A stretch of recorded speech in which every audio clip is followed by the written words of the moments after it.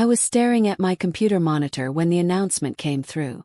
Isabel Carrion, our 23-year-old summer intern who'd been with the company for exactly 11 weeks, was receiving the quarterly performance bonus. My quarterly performance bonus. $72,000 that should have been mine, after I'd shattered every sales target they'd set for me this year. The conference room felt suffocating as Division Head Gregory Thurston explained how Isabel had shown exceptional promise and innovative thinking that deserved immediate recognition. I watched her sit there, hands folded, looking genuinely surprised but pleased. She had no idea what was happening. None of us did really, except for Gregory. I'd worked at this major technology consulting firm for 4 years. 4 years of staying late, taking weekend calls from frantic clients, and turning around impossible projects that nobody else wanted to touch. I'd brought in 6 new enterprise accounts this quarter alone, each worth more than Isabel made in a year. The bonus was supposed to be automatic for anyone who exceeded their annual targets by more than 30%. I'd exceeded mine by 68%. But there I sat, watching someone else collect my reward, while Gregory painted this picture of meritocracy and fresh perspectives. The worst part wasn't even the money, though $72,000 would have meant finally paying off my student loans and maybe taking my first real vacation in 3 years. The worst part was how carefully orchestrated this felt. How prepared Gregory seemed with his explanations about investing in tomorrow's leaders. After the meeting, I lingered near the elevator bank. Isabel approached me with genuine concern written across her face. "Selene, I hope you know I had no idea about any of this," she said quietly. "I feel terrible that you didn't get recognized too. You've been so generous with your time, teaching me everything." I looked at her earnest expression and felt something shift inside me. She really didn't know. She wasn't part of some conspiracy. She was just a young woman who'd gotten caught up in something much bigger than herself. "Congratulations, Isabel," I told her, meaning it more than she could have understood. "You absolutely deserve recognition for your hard work." That evening I did something I rarely do anymore. Called my sister. "They gave away your bonus." Erin's voice crackled through the speaker as I paced around my apartment. "Selene, that's insane. Can't you file a complaint with HR?" "It's more complicated than that," I said, staring out at the city skyline. "I think I know why this happened." During my first week training Isabel, she'd mentioned growing up in Millbrook Falls, population 8,000. It struck me as an unusual place to be from, so remote that I'd never heard of it. Then 2 weeks ago, I'd overheard Gregory on a personal call, talking about visiting his mother in Millbrook Falls for her birthday. Same tiny town. Same impossible coincidence. I'd started paying attention after that. Gregory and Isabel had a familiarity that went beyond professional mentorship. They shared inside jokes about local restaurants and knew the same handful of families. When I casually asked Isabel about her hometown connections, she mentioned that her family had known the Thurston family forever. Gregory's family. The bonus wasn't about performance metrics or innovation. It was about hometown loyalty, wrapped up in corporate language. Before I dive deeper into what happened next, could you please take a few seconds to tell me in the comments where you're listening from? Because I want to know where my story is reaching people who understand what it feels like to work so hard only to watch connections matter more than competence. And please like, subscribe, and hit the bell notification because this story gets so much more intense. And I promise, you've never heard anything like what I did next. The thing about discovering favoritism is that it changes how you see everything.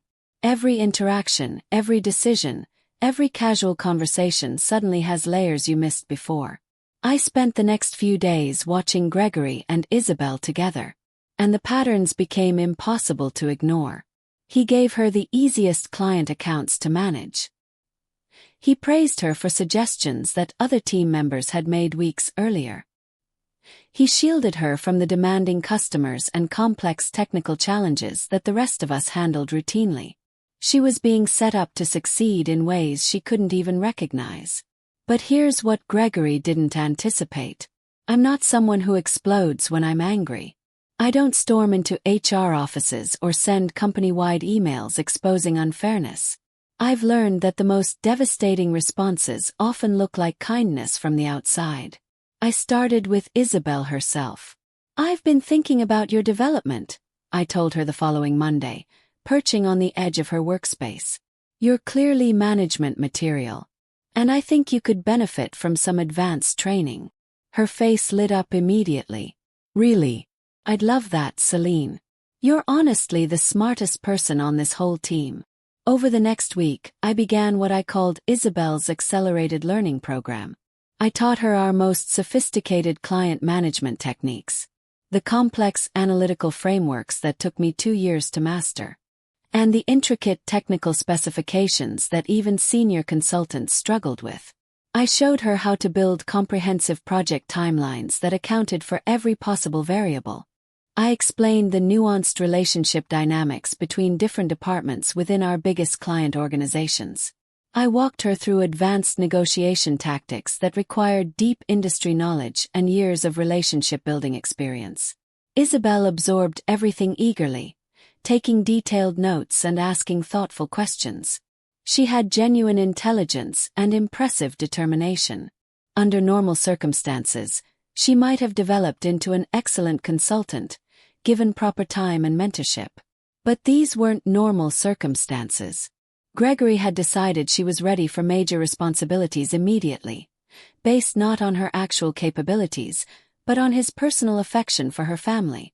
I began recommending Isabel for increasingly complex assignments. When a demanding client requested someone to handle their software integration project, I suggested Isabel would be perfect for the challenge. When we needed someone to present our quarterly analysis to the executive board, I proposed that Isabel had exactly the fresh perspective they were looking for. Gregory approved every recommendation enthusiastically. He was so pleased to see his protégé receiving opportunities that he never questioned whether she was actually prepared for them. Meanwhile, I made another strategic adjustment to my own work habits. For 4 years, I'd been the person who stayed late to fix problems that emerged after hours. I'd taken calls during weekend family gatherings and answered urgent emails while sitting in restaurants. I'd volunteered for overtime projects, covered for colleagues during their vacations, and absorbed extra responsibilities whenever departments were understaffed. I'd become so reliable that my contributions had become invisible. Management assumed I would always be available, always willing to handle whatever crisis emerged, always capable of pulling solutions out of nowhere when everything else failed. I decided to test that assumption. I started leaving the office at exactly 5:30. When weekend emergencies arose, I responded Monday morning with apologies about being unreachable. When colleagues asked me to cover additional projects, I politely explained that my current workload was already quite full. I wasn't being defiant or obviously uncooperative. I was simply establishing the boundaries that healthy employees are supposed to maintain. The boundaries that everyone else had always maintained, while I carried the extra weight. The effects became apparent within days. Client calls that I usually handled went to voicemail. Technical problems that I normally resolved festered over weekends. Project timelines that depended on my weekend availability began slipping. The seamless operation that everyone had taken for granted started developing obvious cracks. At the same time, Isabel was discovering the gap between theoretical knowledge and practical application. The sophisticated techniques I'd taught her required institutional memory and relationship capital that she simply hadn't had time to develop. The complex projects she'd been assigned demanded judgment calls that only came from experience she didn't possess. Her presentations began showing strain. She could articulate the frameworks I'd taught her, but she struggled to adapt them when clients asked unexpected questions. She understood the analytical models conceptually, but she couldn't troubleshoot when the data didn't fit standard patterns. I watched this unfold with careful attention, but no intervention. When Isabel approached me looking overwhelmed, I offered encouraging words and general support. When she asked for specific help with particular challenges, I reminded her that learning to solve difficult problems independently was an essential skill for senior consultants. "You're incredibly capable, Isabel," I told her sincerely. "I have complete confidence that you'll figure out the best approach." Gregory began looking increasingly concerned as small problems accumulated into larger issues. Projects that should have run smoothly hit unexpected complications. Clients who had been satisfied started expressing frustration about delayed responses and incomplete solutions. The division's reputation for seamless service began showing wear. He approached me during the third week with barely concealed desperation. "Selene, I know you've been maintaining better work-life balance lately, which is admirable," he said carefully, "but we're facing some urgent situations that could really benefit from your expertise." I listened thoughtfully to his list of mounting crises. Each one was a problem I would have solved automatically in the past, working whatever hours were necessary to maintain the department's flawless reputation. "Those do sound challenging," I agreed.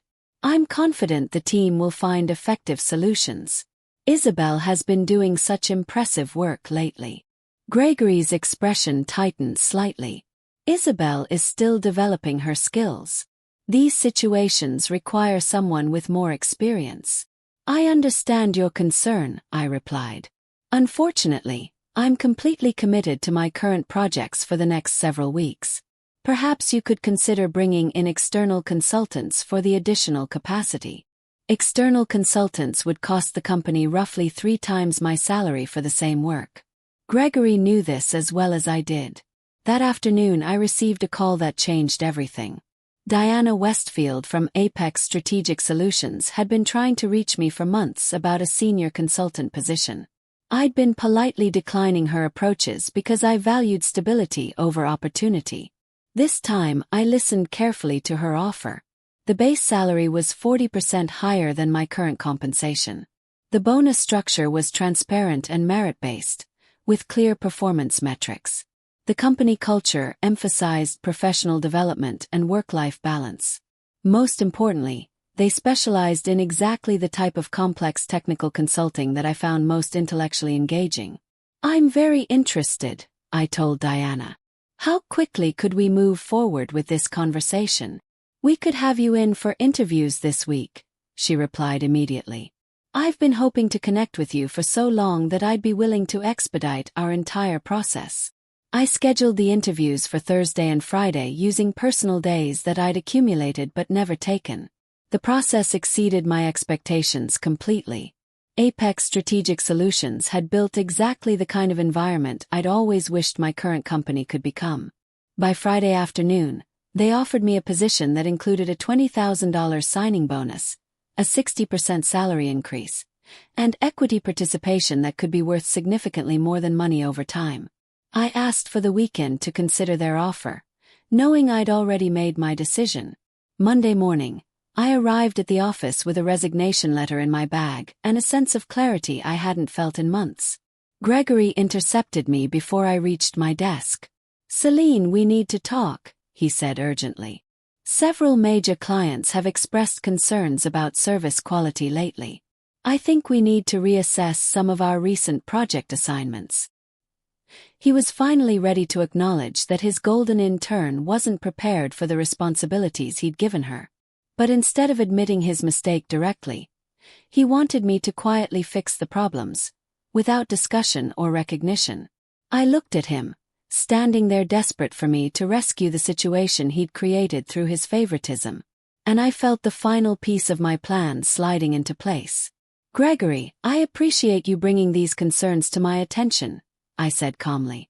"I think this conversation is perfectly timed, actually." I reached into my bag and pulled out the envelope I'd been carrying all morning.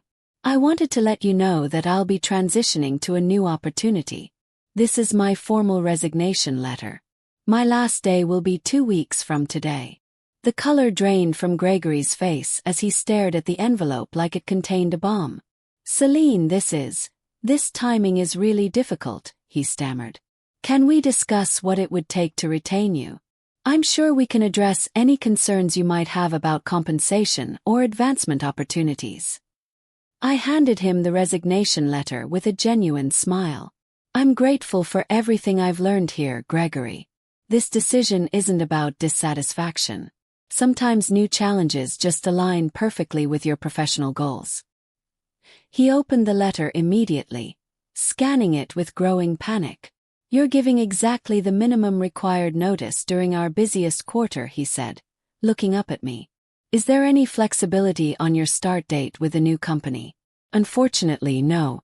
They need someone to begin immediately on a time-sensitive project that matches my expertise perfectly." This was completely true.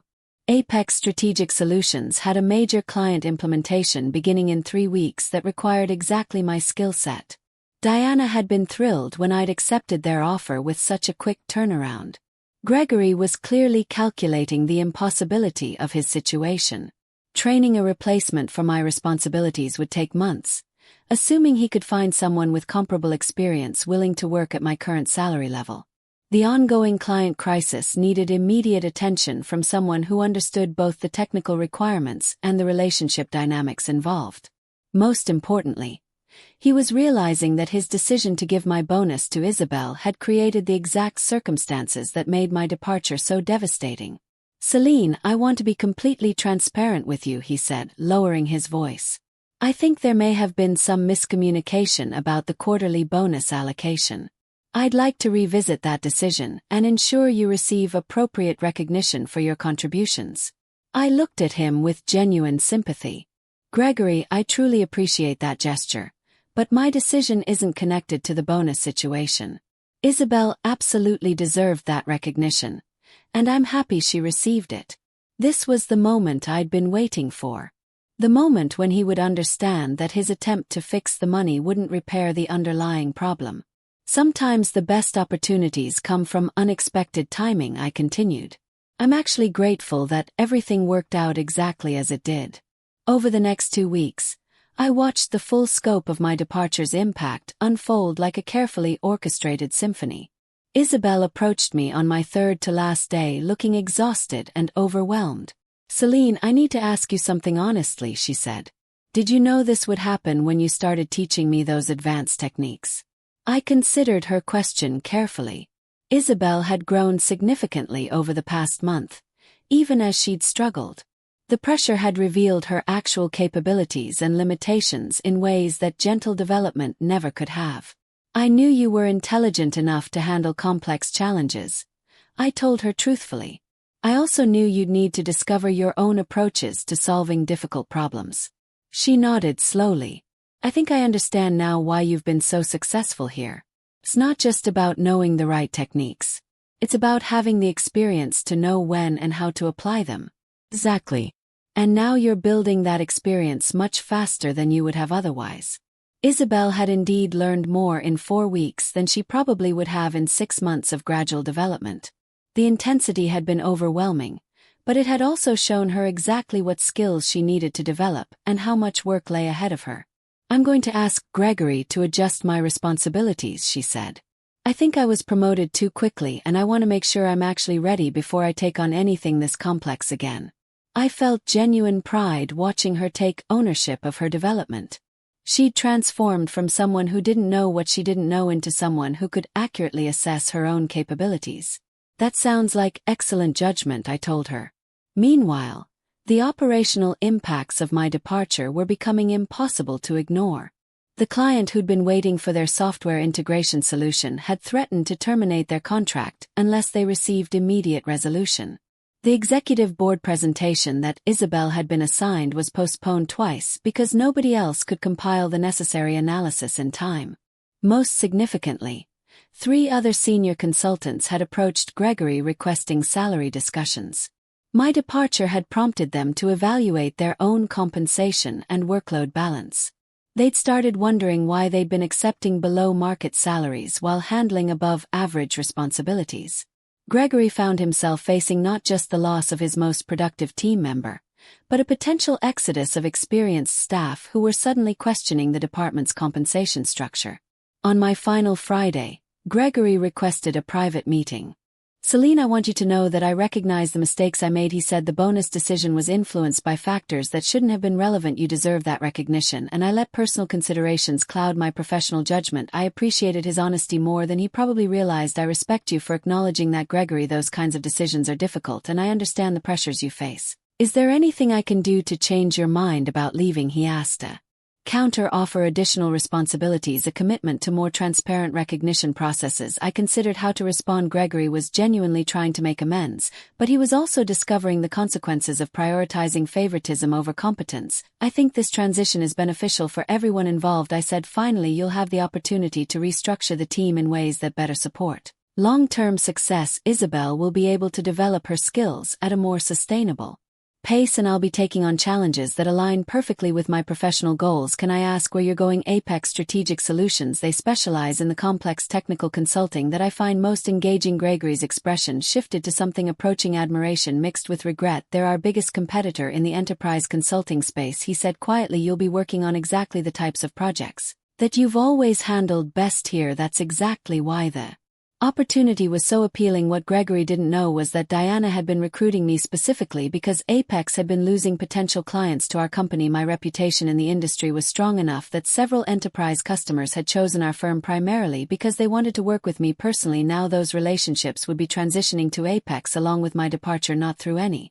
deliberate client poaching but through the natural movement that happens when trusted consultants change firms. The irony was perfect. Gregory's decision to give my bonus to someone else had prompted my departure, which would ultimately cost his company far more than $72,000 in lost revenue and competitive disadvantage. On my last day, Isabel organized a small farewell gathering. The entire team attended, including Gregory, who looked genuinely sad to see me leave. Selene has been the backbone of this department, he announced to the group. Her professionalism, expertise, and mentorship have contributed to every success we've achieved over the past 4 years. I looked around the room at colleagues who had become friends, at Isabel, who had grown so much in such a short time, and at Gregory, who was finally understanding the cost of his choices. Thank you all for making this such a meaningful experience, I said. I'm excited to see how everyone continues growing and achieving amazing things. 3 months later, I received a LinkedIn message from Isabel. She'd been promoted to a senior consultant position, but with appropriate preparation and support this time she'd also been featured in the company newsletter for developing an innovative client training program. I wanted to thank you for pushing me to grow faster than I thought possible, she wrote. I know those weeks were overwhelming, but I learned more about myself and my capabilities than I would have in years of gradual development. I hope we can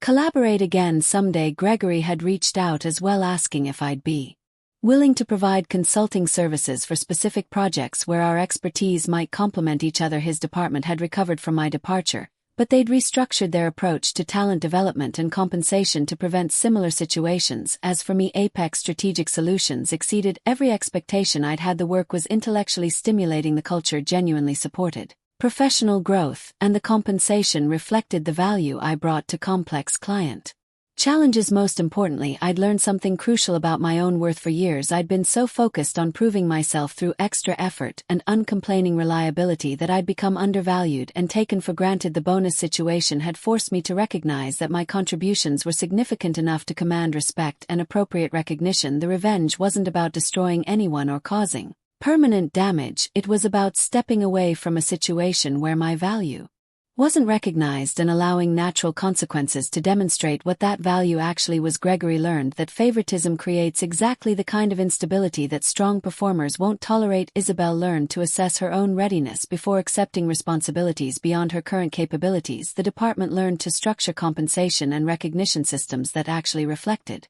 merit rather than personal relationships. I learned that sometimes the most powerful response to unfairness isn't fighting against it, but simply refusing to enable it anymore. The $72,000 bonus that started this whole situation turned out to be the cheapest lesson Gregory's department ever received about the cost of losing their most valuable contributors, and honestly, watching everything unfold exactly as I'd anticipated was more satisfying than any amount of money could have been. If this story resonated with you, if you've ever felt undervalued or overlooked despite your contributions, please hit the like button and share your own experiences in the comments. Sometimes we need to hear that other people understand what it feels like to watch connections matter more than competence. Subscribe for more stories about finding your worth and refusing to accept less than you deserve, because your value doesn't depend on other people recognizing it. You get to decide when enough is enough.